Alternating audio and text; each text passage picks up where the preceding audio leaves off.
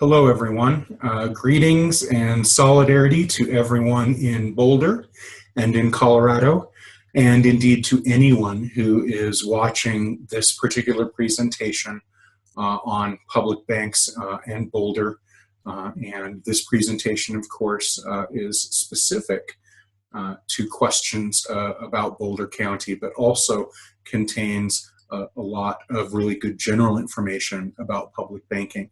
I'm Matt Stannard. I'm very happy to be here and want to express my appreciation to Earl Stalin and to everyone in the Colorado public banking movement for making this event possible, as well as just the hard fighting that you have been doing for so long now in trying to establish public banks in the state of Colorado. It's a wonderful idea, and Colorado is a great state for it. There are unique reasons why Colorado and unique reasons why Boulder are great places to do this. And so it is a pleasure to be here this evening giving this pre-recorded presentation. If you want to ask questions about the presentation, specific questions, please contact me at matt@commonomics.usa.org. I'm the policy director for Commonomics USA. I also worked for the Public Banking Institute for a number of years. Commonomics USA is currently involved in efforts to implement public banks in various locations. Our work right now is mostly concentrated in Northern California, but I have long enjoyed our relations with our neighbors in Colorado. I say neighbors because I personally am up in Laramie, Wyoming, and I look forward to visiting you all very soon in person. I appreciate the opportunity to speak not in person for this meeting. I think it is important to talk about, or at least to remind ourselves where money comes from before and as we launch into more specific public banking conversations. And so I always like to tell people this. This is also a quote that Ellen Brown uses a lot in her presentations. It's just this immortal Robert B. Anderson 1959 quote that really talks about the power that a bank has. And you can't talk about the case for public banking, the reason that you want a public bank, without really talking about the power that banking has. Because once you understand that power and kind of the unique nature of that power, then the question then becomes, well, is that power something that should exclusively be for private profit? Should it be used for private profit at all? Or is it something that should belong to the people in the form of a public utility? And once you understand that when a bank makes a loan, it's basically adding to one deposit account by the amount of the loan, not taken from anywhere else, then it's new money, and then it's money that's basically sold for interest. Then you start to understand what the power of banking really is. Knowing that, you can understand why there are ongoing efforts. This list is actually not an exhaustive list of current efforts or recent efforts. If I were to say states that have been involved in public banking efforts in the last 3 to 5 years, this list would probably triple. I even, once I created the list, I realized I neglected to put Hawaii on it. There's constantly ongoing efforts there. Of course, many other states as well. These are the states where I know that there is movement and activity right this second, but I may be leaving some of these off the list, and I apologize for doing that. I put Oakland and Santa Fe in red because I wanted to mention that both Oakland and Santa Fe are, in terms of their city council, in terms of approving or having already done feasibility studies, moving into the implementation study stage. Oakland and Santa Fe are both the closest we have come in a long time to being on the brink of a citywide public bank. And my sense is that if these efforts ultimately fail, it's only going to be because there are not enough bodies on the ground, there are not enough people, it's not mass enough of a movement yet to make the overwhelming case. And I'm going to talk a little bit about that and talk about how public officials are sometimes risk averse when I get to the last section of this talk, which will be about common objections and arguments. So the first thing I want to talk about, and the first thing I've been asked to talk about, is the difference between public and private banking. And the reason that we want to talk about what the difference is that we've already, kind of acknowledged that that banking, what banking does when a bank lends money, is that a bank uses the power of fractional reserve banking as an engine of development in someone's interest. Someone is going to make money off of that, or someone is going to benefit from the ability of the bank to use fractional reserve lending for a return to the bank in the form of interest. Who gets that? That's the question. And the answer is, in the case of private banks, it's private shareholders that get that. It is people with a business interest in the bank who get it. Those people can be in the community that the bank is. They can also be on the other side of the world. They could be on Pluto. It wouldn't matter because they're shareholders, and the bank is obligated as a business to lend in the interest of its shareholders, make business decisions in the interest of its shareholders, make decisions not to lend because of interests of the shareholders. It's the shareholders who call the shots when you talk about a private bank. With a public bank, you're talking about the public. They are stakeholders rather than shareholders. You could also just say, well, the public, the entity is, the primary and kind of only shareholder in that the profits of a public bank are returned back into that public stakeholder, which then goes into the local economy. Now, the reason that this difference is the key difference is that when a bank is chartered, then the bank sees itself as having a particular mission, and who benefits from that mission is going to be a function of whether the bank has to serve private shareholders or whether the bank has a mandate in both its charter and its enabling legislation or enabling laws to serve the public. I want to break down that distinction a little more in saying that when we say that a bank ought to be a public utility, that is a bank where the people get to decide what to spend on.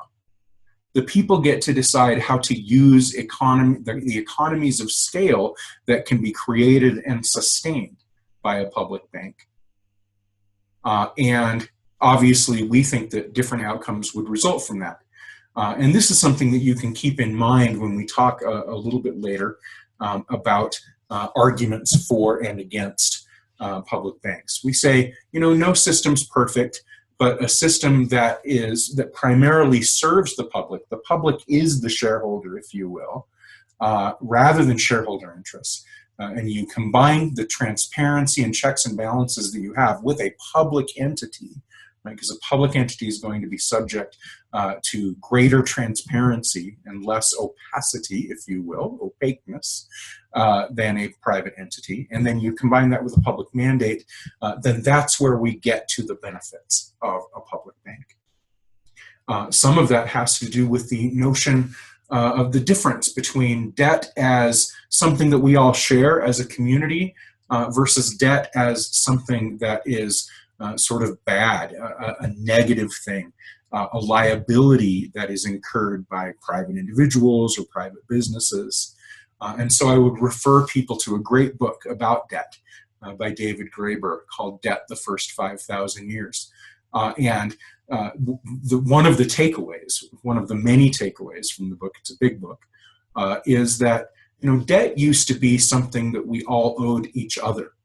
And it wasn't until our economies, particularly the economies of the Western world, began to control financial systems within the rise of capitalism, that this notion of debt as some sort of community relationship died. Before that, if you were in your community, everybody was sort of in debt to everybody else. The idea was that everybody borrowed and everyone lent.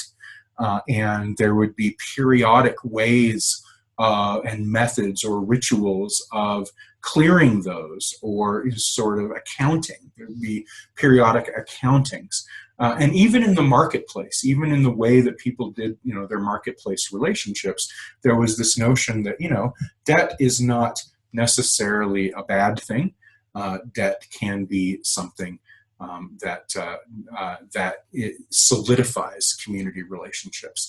And so again, maybe philosophically, another difference between public banks and private banks is that private banks utilize debt as something that people want to avoid and get out of as soon as they possibly can, or that business entities do, and they have high interest rates, and they have a real extractive model, of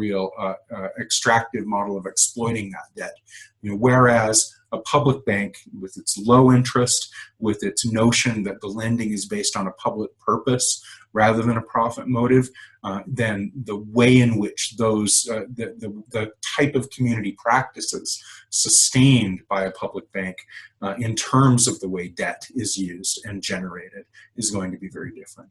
So a public bank can turn the generation and circulation of money and debt into a series of community obligations and shared resources, whereas a private bank can really only operate a private bank may be able to partner with community organizations or with governments to do some public goods, but that's always going to be an extraneous purpose to a private bank, whereas for a public bank, the purpose is going to be that in the first place.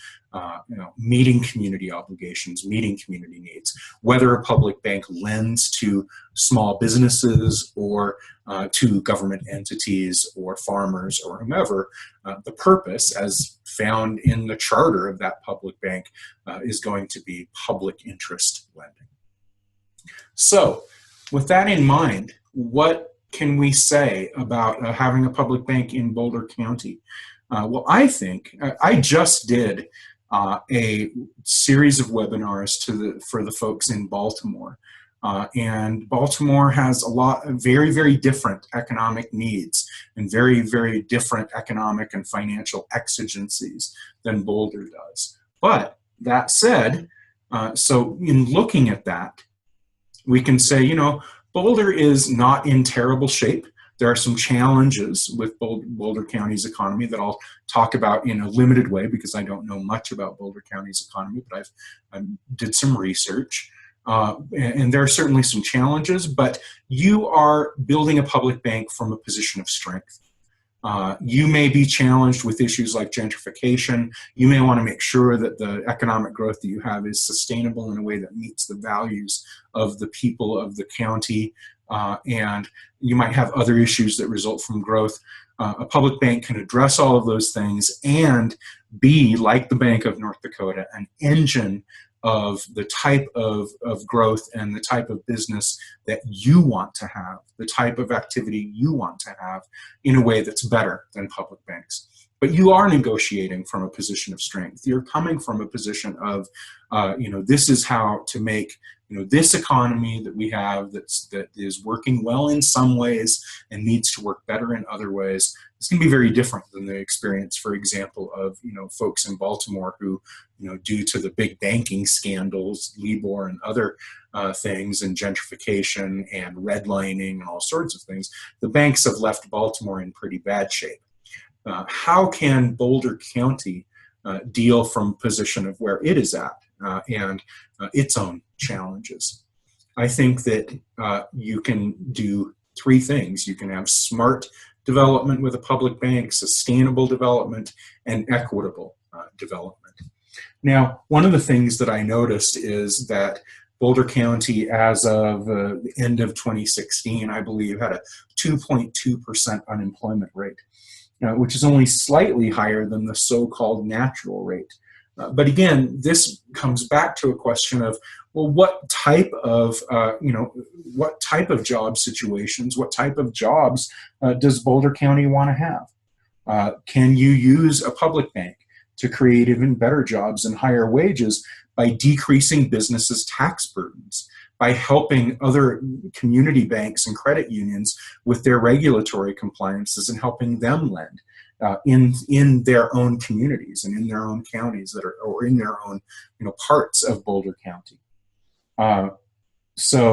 You can do all that without sacrificing the public goods and the services that you need, and in that sense, you can also tame the gig economy, which I have listed there too. So you might say, well, some of the jobs in Boulder are real good jobs, but some of them are a little transitive, a little unstable.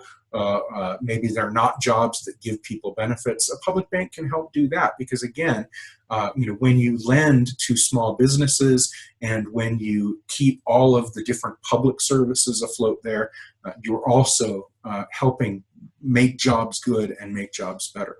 Renewable energy.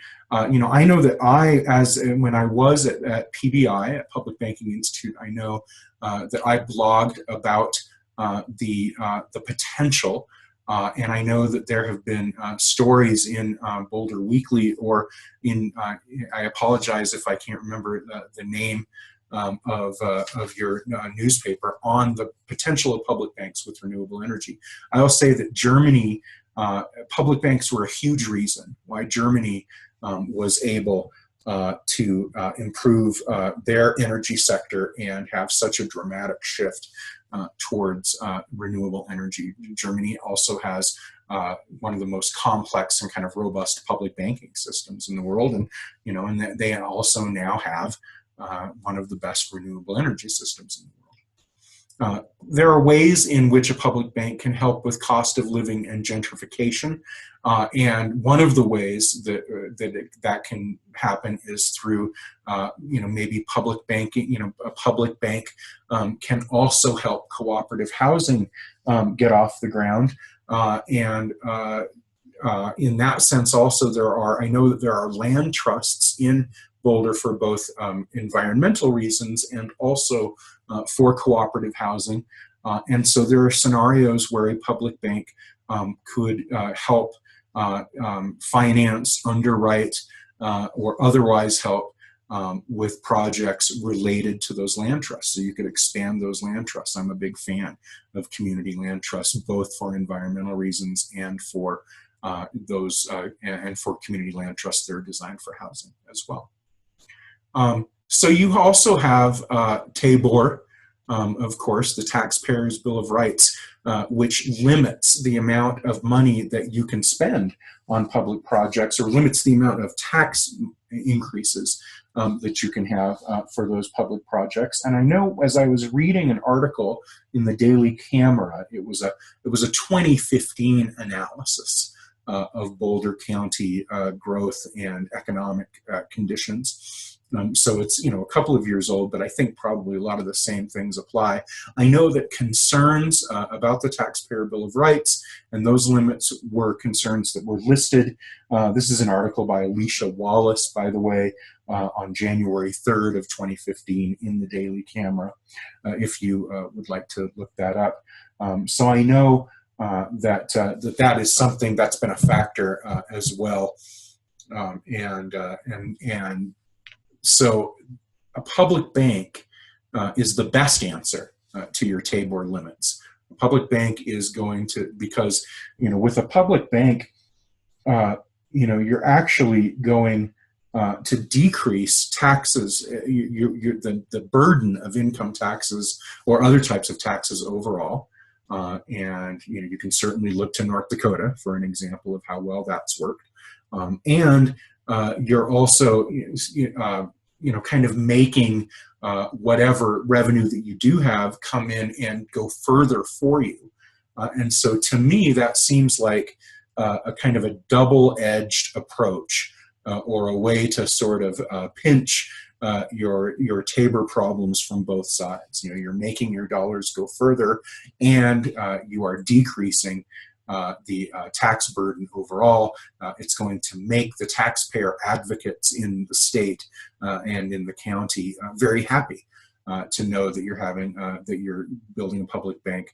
A public bank can actually be seen as a very fiscally conservative step in terms of how it uses money better than money is used in the status quo. The last thing I mentioned here is cannabis revenue management. I will just say about that, visit publicbanking.org. This would, in order to have a relationship between cannabis revenue and banking and a public bank, that would take a separate set of ordinances or a separate set of laws, probably at the state level.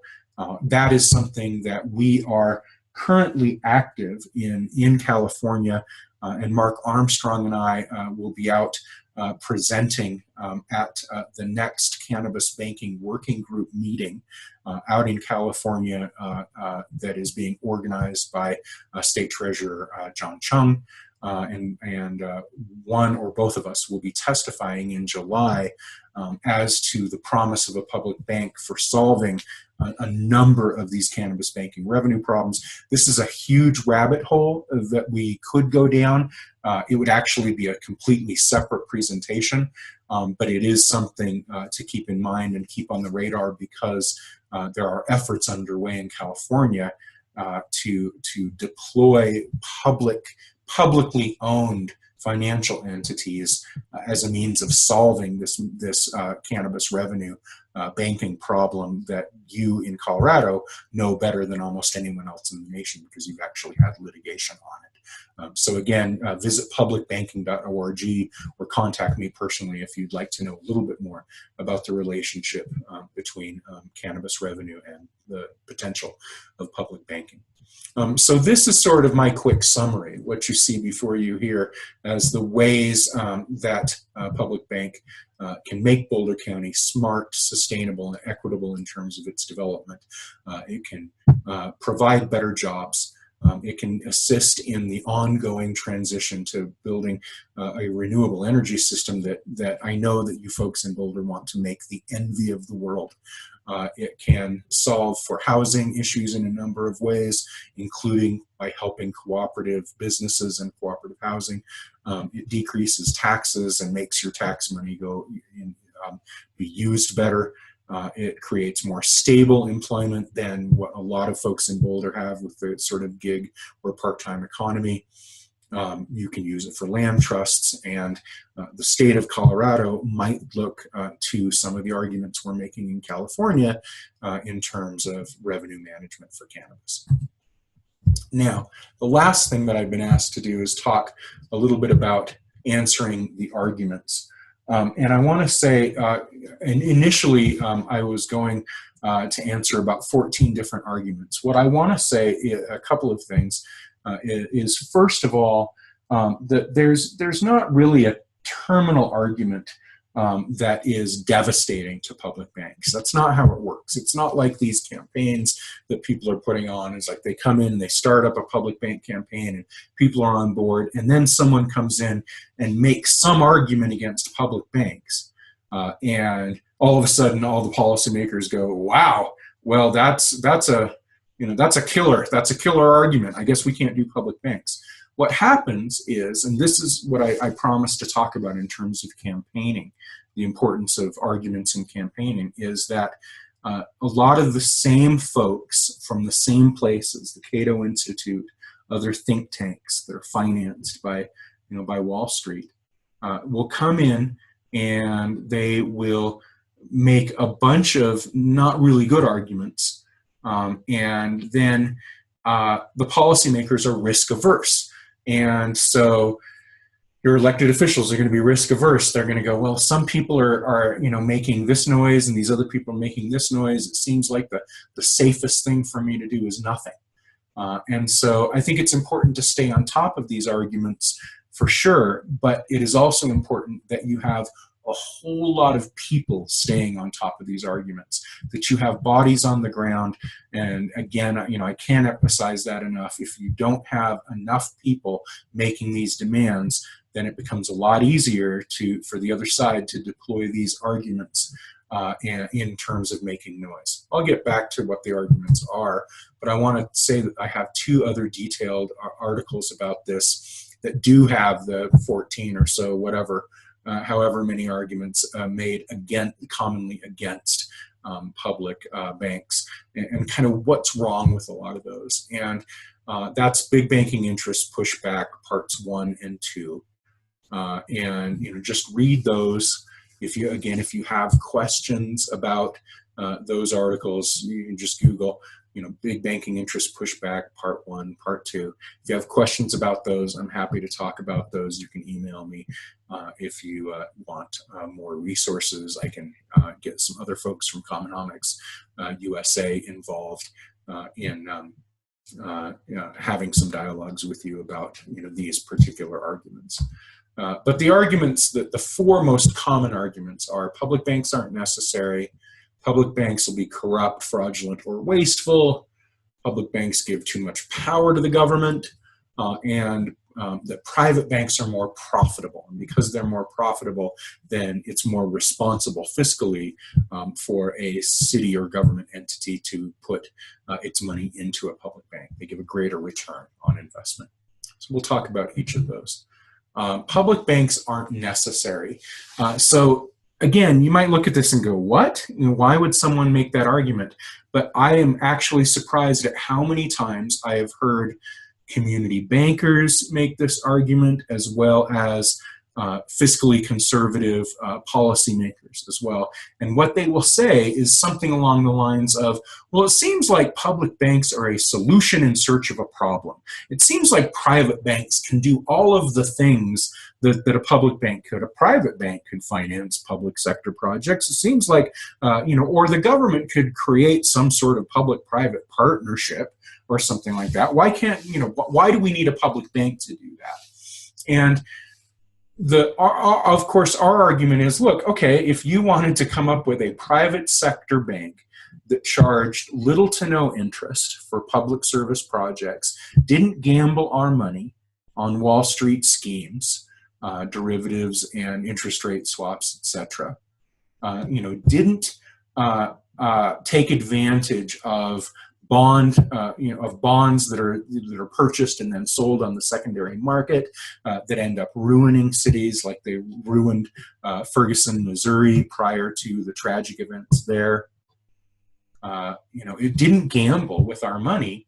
If you created that, it sounds like you'd have a public bank, but the private banking sector hasn't done that. The Wall Street banking sector hasn't done that. Cities and states are running out of money. They're going into deficit spending because they tie their finances to private banks that must make a profit for their shareholders. And that, again, is the necessity, the heart of the necessity argument for a public bank. Is a public bank is a financial institution that needn't make a profit for its shareholders.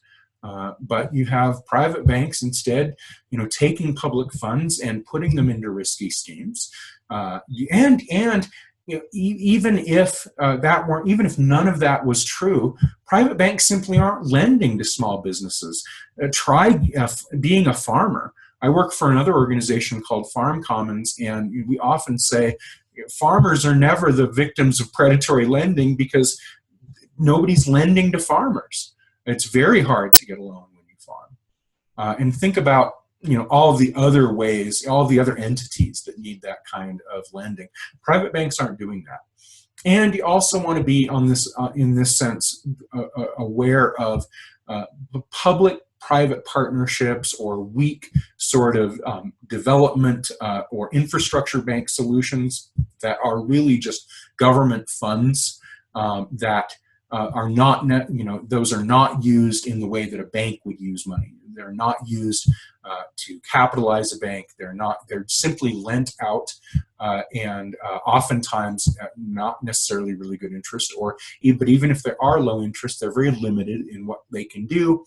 And insofar as any of those entities form relationships with private sector banks, they end up playing by all of the rules of private sector banks. And so these are some of the things we say when people say that public banks aren't necessary. We say, well, you know, they really are necessary because the private sector simply hasn't been able to duplicate what North Dakota has done, what public banks in other countries have done. And there's a lot of problems with the private sector that we think are not going to be around in the public sector. And that brings us, of course, to the argument, well, public banks, because they're the government, because the government's doing them, they're going to be fraudulent, they're going to be corrupt, they're going to be wasteful. Do you really trust the government to do those things? And again, you might look at this and go, well, wait a minute. Private banks are all of these things on steroids. They're corrupt, they're fraudulent, they're wasteful. There is a constant tug of private regulations with political will, which means, you know, you're always already in this horrible situation of trying to play regulatory tug of war with private banks. That's not going to happen with public banks. There's going to be several layers of transparency. Any of you who've ever had a government job knows that you can't send or receive an email without that email being available to the public to see. And so, you know, even if the government sometimes fails, and even if the public sector sometimes suffers from, you know, individual acts of fraud or corruption, the public sector is inherently transparent and inherently checkable. The private sector, particularly where banking is concerned, is A, very opaque, and B, very resistant and pushbacky to any kind of regulation.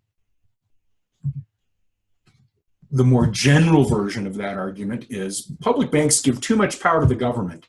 The government's bad. The government's inherently coercive. We shouldn't trust the government to handle, especially money. Why would we ever want to, you know, why should the government have the power to lend and the power to collect interest, etc.?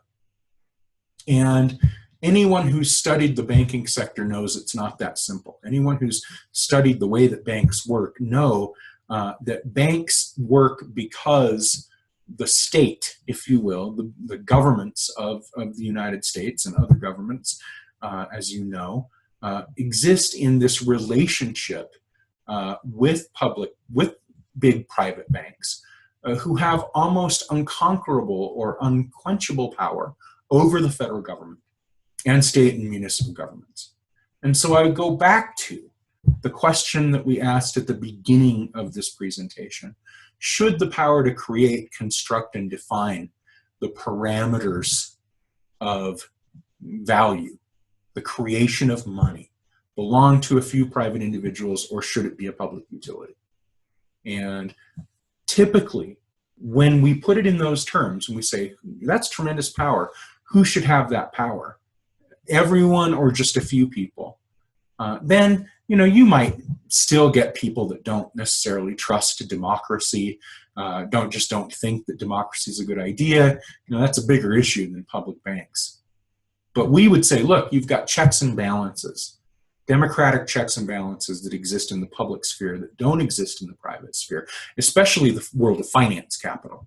We're not talking about buying a product. We're not saying, oh, you know, this guy makes shoes, and if we don't like the way that this guy does his shoe business, we can go to a different shoe business. That's not the way the world of finance capital works. That's not the way the world of private banks work.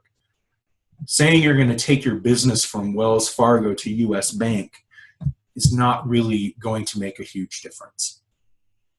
But saying, look, you know, we could create a public entity that has as its chartered responsibility the very acts that we want to make sure that this bank does, you know, that's a better check. And it itself is subject to checks and balances. You can vote people out of office. You can increase regulatory oversight. You can adjust regulatory oversight. These are public servants that you're talking about. And the final argument, private banks give a greater return. And the argument is basically, look, the profitability of the private banking sector means that if I'm the leader of a city and I've got, you know, $10 million, I should put that $10 million in a private bank and get a greater return, as opposed to the lesser return that a public bank would be, because the public bank doesn't charge as much interest. Well, not only is profitability from high interest not necessarily the positive social good that we think, that private banking sector thinks it is. We also think that there are much greater risks of loss. And so, you kind of have to lead with, why is that particular type of profit the best kind of profit?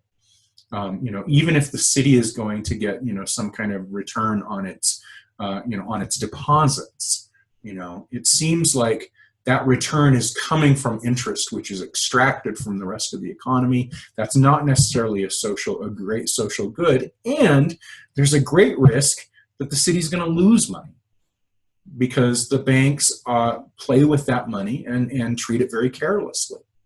Market-driven development isn't always the answer to our problems, but if it is the answer, if we do want markets, then better to have local markets that we can control through our public banking activities.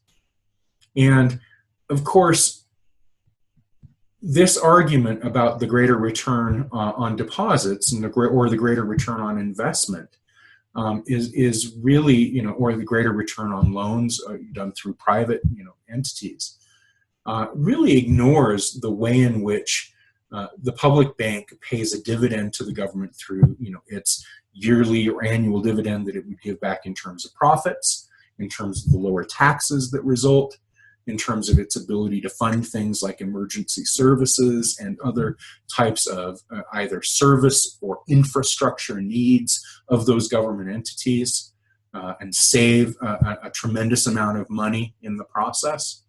All of those things are reasons why the type of return, not just the quantity, which I think comes out equal or better, and the Bank of North Dakota experience proves that, but also in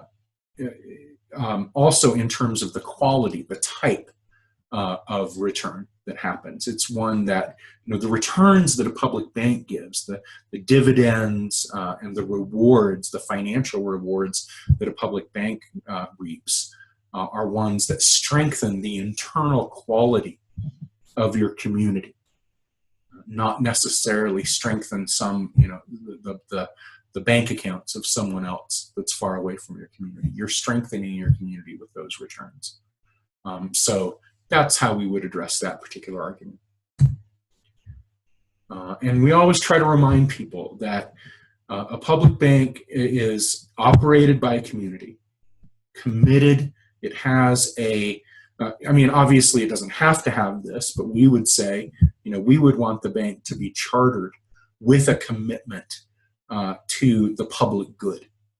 And if that happens, then a public bank can financially sustain communities.